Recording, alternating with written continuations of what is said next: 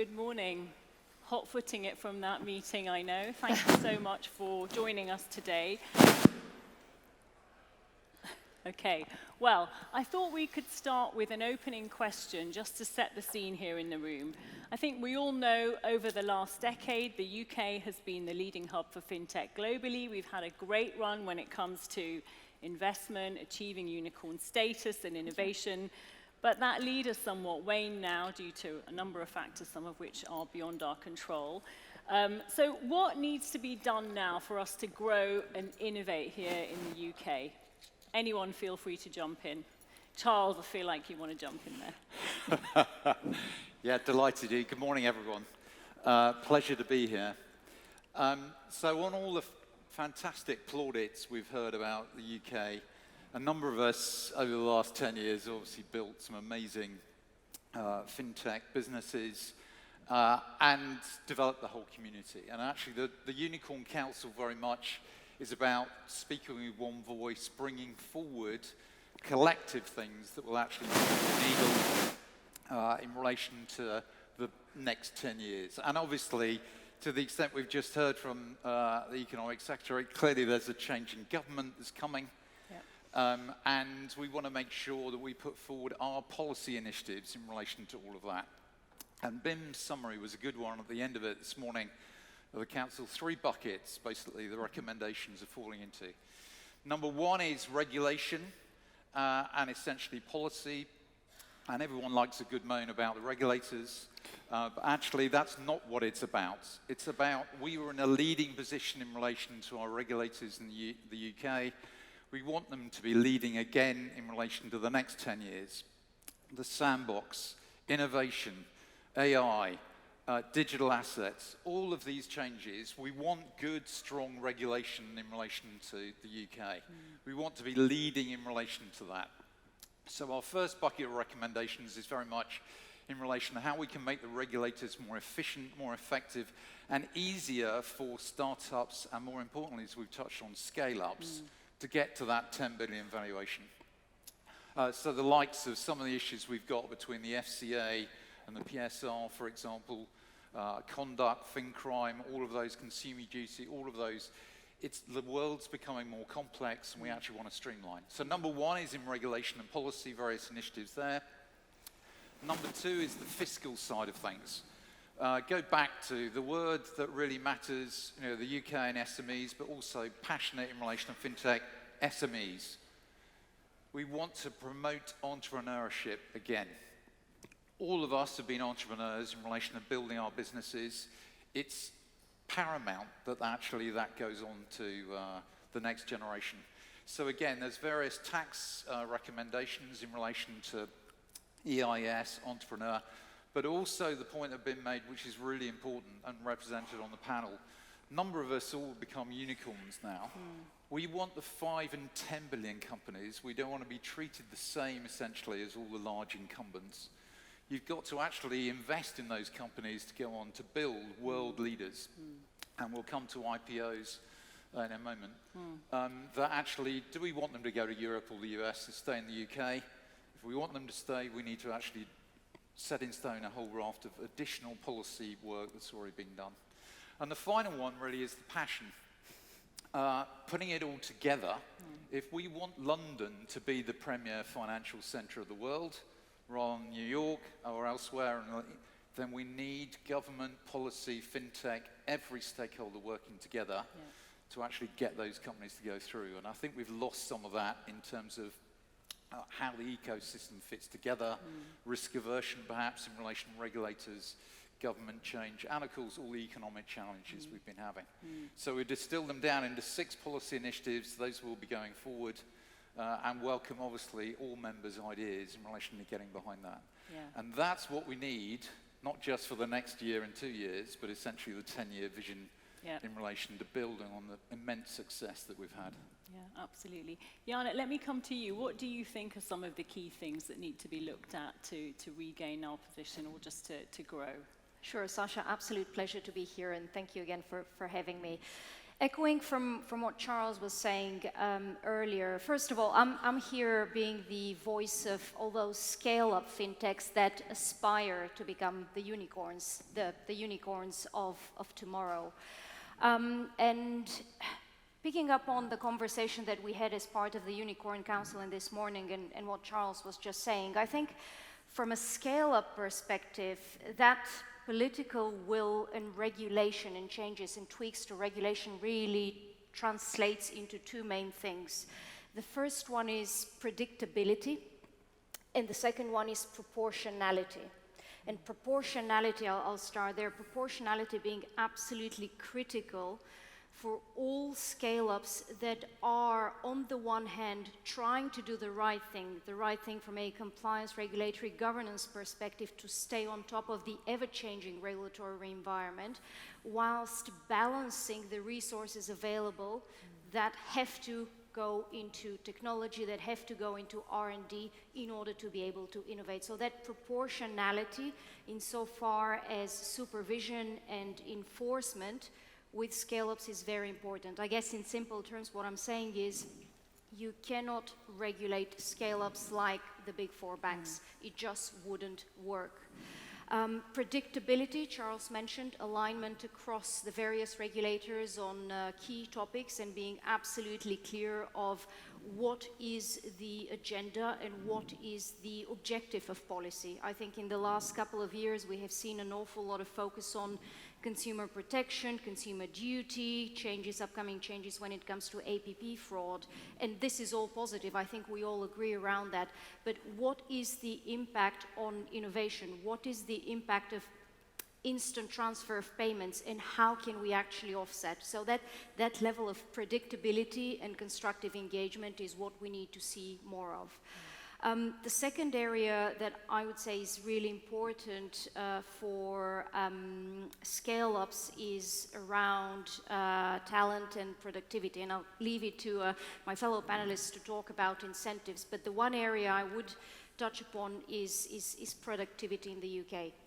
Now, it's important to say that we've seen an absolute explosion when it comes to technological developments in the last 10 years. I think you would all agree on that. Having said that, the productivity levels in the UK since the economic crisis in 2007, 2008, 2008 has actually been really, really slow. So I think we all need to pause and consider what are the policy changes, incentives, and regulatory changes that we need to implement to actually boost that productivity. Because we as scale-ups, we are competing against the West Coast fintechs that have access to capital, liberal access to capital that perhaps we don't necessarily have to here.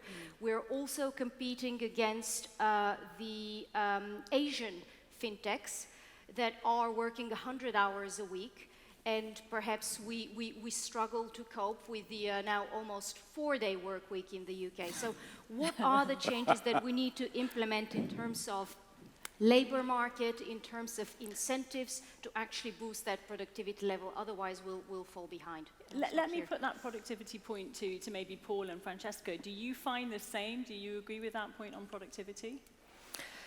Yes, I mean, clearly there is a tougher competition right now also compared to other regions, so definitely productivity and making sure we maintain high standard is important. I do think, however, if we step back a moment, right, and also reflect on some of the conversations we had this morning, I think ultimately, it boils down to three things, right? If you think about any ecosystem, but also if you reflect back on what made the success of UK so far. And the three things for me, there's always a three, Charles. I don't know why, but it's okay. So it's about attracting investment, attracting talent, and retaining and growing talent, and having a strong track record. If you put these three things together, and it's an ecosystem, you activate a virtuous circle in a way, and that's what happened in the UK so far, right? So we have the right ability to attract investment, attract amazing people, also because UK is the financial hub, especially in Europe, but globally. And then you need a strong track record. Companies that just kind of born in the UK and then become global leaders. And I think if I look at these three things today, where we are is that we are not 10 years, 10 years has gone by, 10 years ago, we had a lot of early stage startups, which we still have today, but today we also have grown-ups. I think we are kind of a little bit grown up. And you need probably to shift gear to say, how do we make sure that you can not only is the best place to set up a company, but it's the best place to nurture global leaders. And right now, when you look at how investors look at different countries, not necessarily, it could, you know, it has been the case, but that might be a little bit in jeopardy. So maybe revisiting the framework and really think, okay, what else is needed after a massive support has been in general given from the UK in terms of the early stage, but what is needed for scale up, and it's a different game. I think one thing I like to mention is, you know, hearing about, you know, the political willingness and the desire to is, this year is Olympic years, for those of you that are passionate about sport, right? And it's an important one, and for some reason I'm close to it. So, and I think the real question is, do we want to go to the Olympics, or are we okay to just, as you know, the minister was saying, right? And it's a different effort. And I think that's goal, now that's where we are. We are close to the Olympics, so, but that requires a different type of framework and regulatory support to get to that level. And I want to come back to the talent point, because a lot of you have touched on that. Paul, what are your thoughts on this so far? Yeah, well, so Thought Machine was founded just under 10 years ago, so exactly the same. It has been fantastic last 10 years. I do feel we're kind of like, you know, various levels of graduating class. You know, a lot of us have known each other for a very long time. And you know, the whole ecosystem has grown. I think, first of all, you know, we need to give congratulations to the UK. It is by far the best place in Europe to start a company. Its early stage environment at multiple levels is excellent. The investment environment is excellent. And I think the entrepreneurial spirit is excellent. And I wouldn't want to criticize that. I think the pertinent point when it comes to here is that the purpose is, with respect, the purpose is not to have a good startup environment. The purpose is to build, you know, outstanding international companies. And for example, a point that doesn't get mentioned, it's only really when companies are in the growth stage, and really, you know, if you're a B2C, the customer numbers are in the tens of millions, or if you're a B2B like us, where the revenue is in the hundreds of millions, that you generate profit. And then, because without profit, you're using investor money, and of course, that is not creating investor wealth. That is not creating, you know, wealth in the round. So, what you need to do is you need to get the companies really to a scale where they're employing thousands and then tens of thousands of people operating across the globe. Revenues have to get into the billions, and that is what moves the economy. And then, of course, that money creates a virtual cycle back. I think the regulatory environment, you know, it could be better. I would also say, and my co-panelists got very good points in it, but I also say, you know, we have to say the prime drivers of the growth are us. You know, sorry, not as us as the CEOs, but our companies. The most critical thing is that you build a great company with great products who serve a great market, and then off the back of that, and absolutely campaign to make sure that there are no impediments in the way, and make sure that we are on a extremely good. We're in a very good place competitively. One of the great things about the UK is the flexible job market. It's by far the best in Europe. You know, whoever forms the next government, that is absolutely critical. We cannot mess with that, because that just creates an enormous, not having that creates an enormous break in company. That's the number one reason why you don't have such a vibrant startup scene in other countries. So, you know, we got to get a grip, and we've got to focus on the startups. Having an excellent startup scene is vital. It's critical. But the real prize is huge growth. Absolutely. Francesco, let me come to you. When we spoke ahead of this panel discussion, you were talking about how it would be really interesting if the UK could get back to a position where we might be exporting innovation or frameworks or regulation. Can you tell us a bit more about that? The first thing I want to reflect on, so we were saying it's 10 years since the inception of Innovate Finance. And so if I just go back 10 years ago, I have to say this whole FinTech experiment, it all worked. And we should really be proud of all of this. It wasn't a given. And now we are in the most important critical phase, which is like growing what we actually invented, and it's tough, and it's boring in a way. It's another 10 years of like compounded growth in front of us, and just like doing the same thing at an exceptional level, not just in the UK, but around the world. And this is key, right? Like we said, we want to build incredible companies that can last for other decades, and you're not going to do that by just looking as the UK as a market. You need to think about the US, Europe, globally. And in order to do that, I think we have a role to play into educating around the world how we should export our innovation, our national champions, right?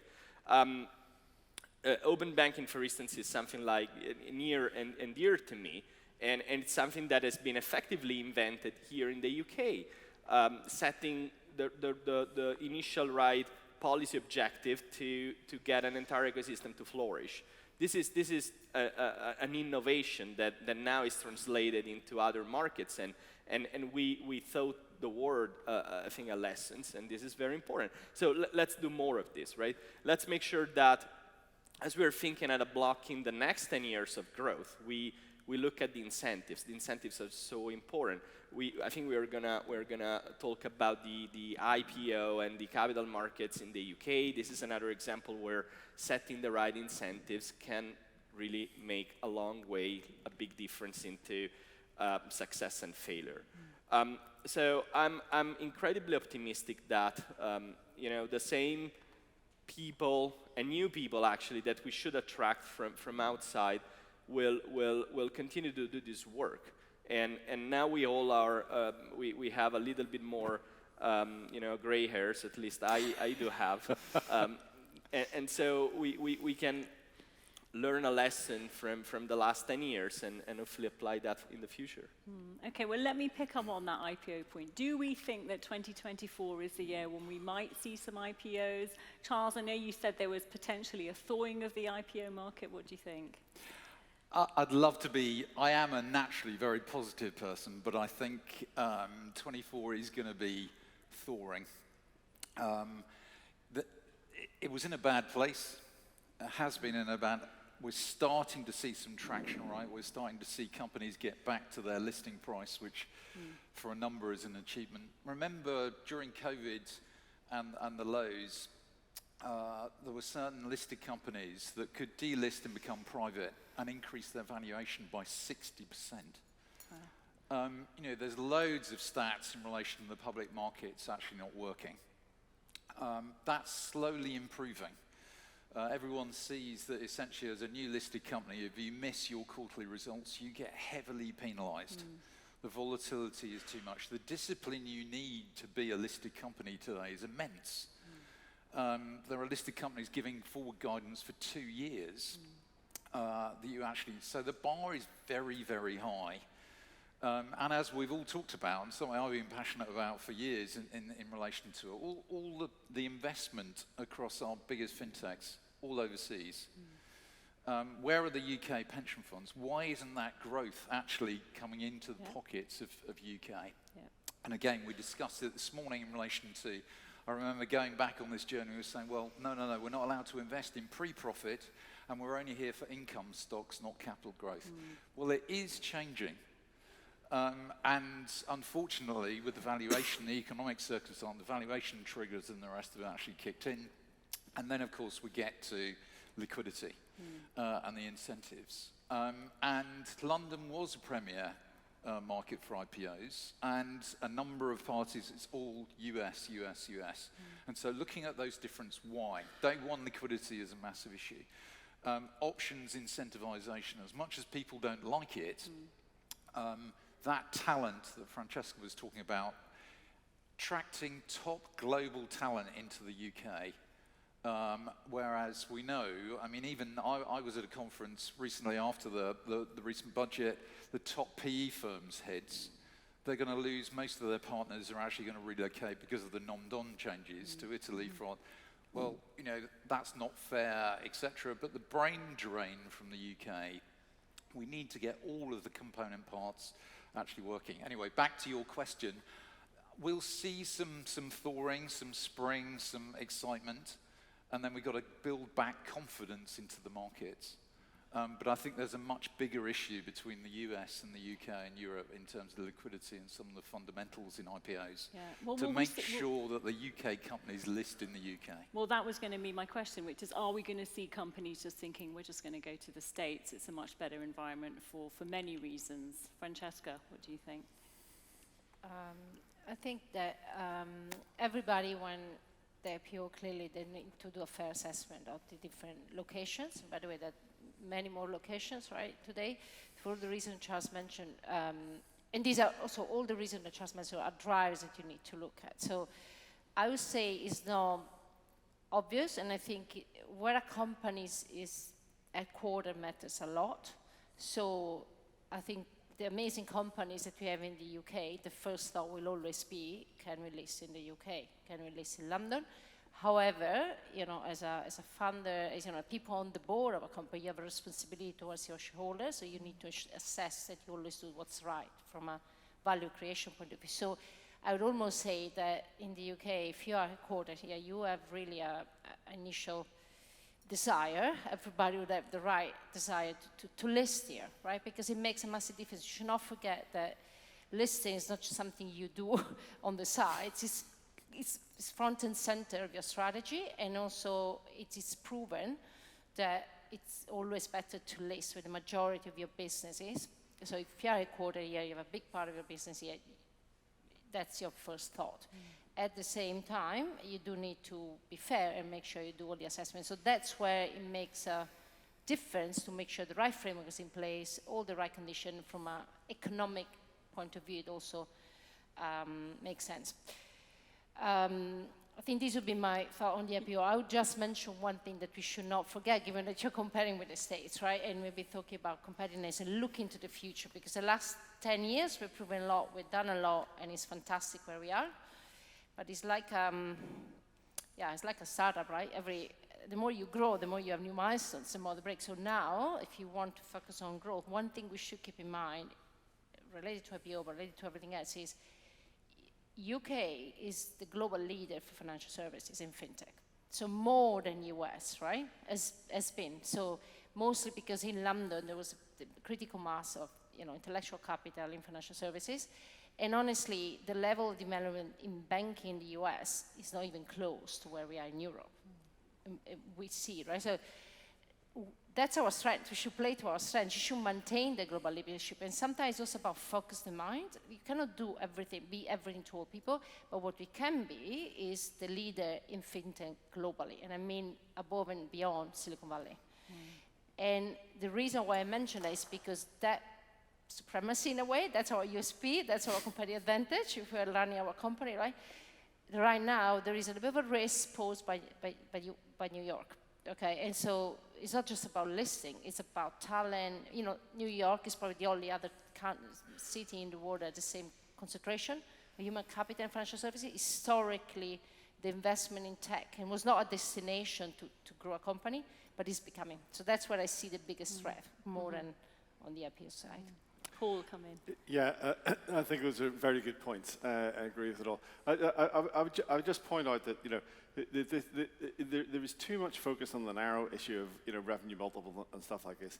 One of the reasons why, you know, we look at the US, and there are some.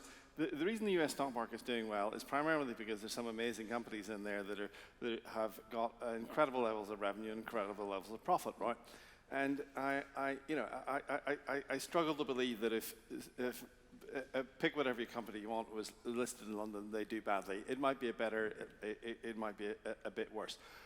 Unfortunately, you know, as we know, or I hope you would know, that many UK companies did list in the US in the last few years, and a lot of those companies are, you know, the valuations crashed an enormous amount. So there's no direct causal relationship between listing in the US and growing. You need to have a really great company. Lots of other non-UK companies also went backwards. So, it's a tricky thing. The one thing I'd say about the UK, just 2 points. First of all, we had a 1 hour excellent interactive session with the Economic Secretary of the Treasury today. That was great access. I just don't think we'd be able to rock up at Washington and get the same level of support. And across the government, we do have excellent support. I remember when the Silicon Valley crash went on, we were straight through to number 11. There was a war room convened, and it all happened. So that direct report from there.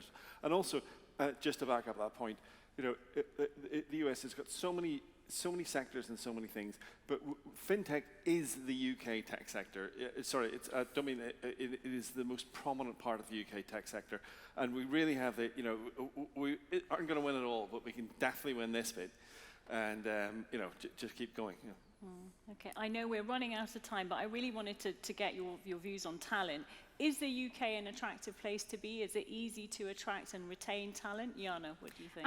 Absolutely. I think the UK is a great place to be, and just echoing the points that were just made, I think we need to play on our strengths, absolutely. There is very strong educational system when it comes to executive education, when it comes to specialized education, whether it's on FinTech, whether it's on blockchain technology, it's all here. So I think it's about fostering the environment around it, have small tweaks when it comes to policy and when it comes to regulation in order to be able to retain and attract. And last but not least, if you allow me to just make one point on the back of what was said earlier, I think we need to play on our strengths.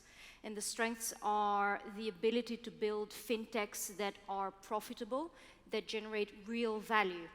So rather than focusing on valuations and multiples, if we all focus on building that strength in the business model, in the fundamentals, then I think we have sufficient support when it comes to regulation, when it comes to policy backing, as Paul said, access, in order to be able to actually export and be proud to export that we are proud to export financial services out of the UK.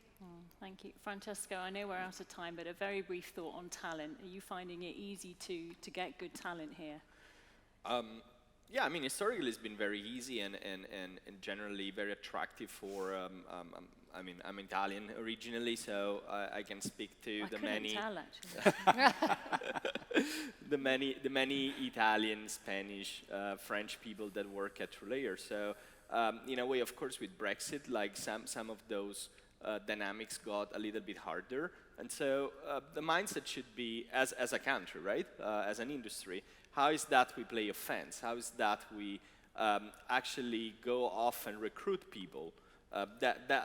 We should think about all this endeavor as how do we attract people, how we recruit, right, as a company would do. And so what are the benefits of doing that? And I totally agree. There are some small things we can do that can go a long way into incentivizing people to move here. I'm talking like financially and taxation and visa, the friction of coming into the UK. Those are very important. And we have an advantage even over places like the US, where it's immensely hard to emigrate there. And so we should take advantage of well-calibrated policy that we have in this country. Okay, I'm so sorry we are out of time, but please join me in thanking this fabulous panel, Francesco, Charles, Iana, Paul, Francesca. Thank you. Move this. You can go. Which